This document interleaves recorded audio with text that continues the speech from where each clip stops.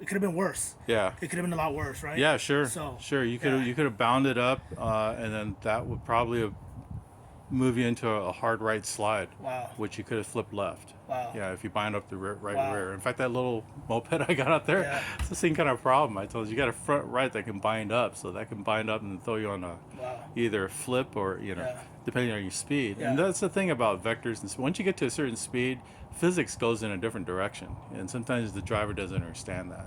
Especially on terrain, you get one vector that overpowers all the other vectors. This thing will obey the physics, Yeah. which will be away from you Yeah. usually. Hopefully not damaging. Anyway, let me do a quick video. Sure. 2017 Polaris RZR. Yes, sir. 2017 Polaris RZR. Actually, I just got it. And like I said, I think the guy just didn't tie them down. Yeah, he because you got the wheels turned on, tires put on.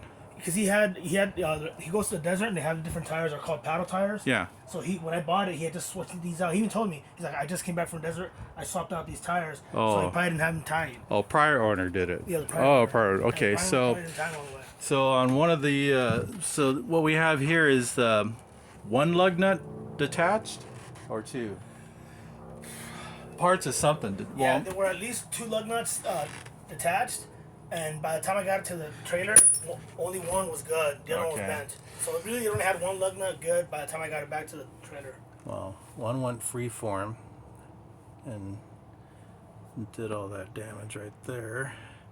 Took out that bracket, so that mandatory replacement on this unit here. And that thing traveled. Looks like traveled a couple times around in there. It was like in an old bucket, huh? Yeah, Going like I around said, and around. we heard a noise and we just thought it was. Everybody actually heard it and they all said, "Oh, we thought it was a rock." Yeah. We thought it was a rock that kicked up or something, and we went travel another 50 yards and we heard it again, and that's when I stopped. Looks like our main hub's okay. Their mandatory replacement, the caliper seemed to clear it okay. Then we got. I'm gonna hold it. Yeah. You got this damage right in there. Some of them have lips. This one especially. That's a lot of torsion to do that to this piece. Moved metal, lifted up like clay. That's a lot of torsion. Yeah. That is a lot. That one definitely have compromised lip in there. Lip in there. So it's metallurgy fail for what I experienced. Polaris metallurgy, but you can't really blame it on that too much. It's that was just a lot of action.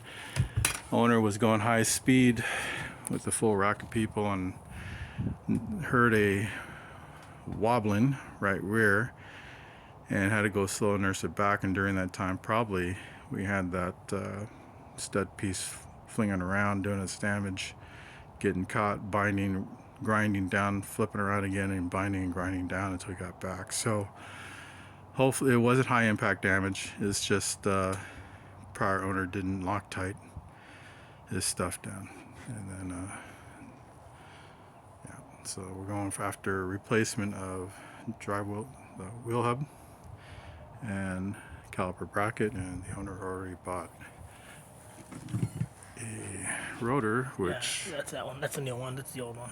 we do have compromised metal there too. So when it does that, when it pushes metal like that, then it's usually the real fail piece. All right, so we're in the hunt for parts.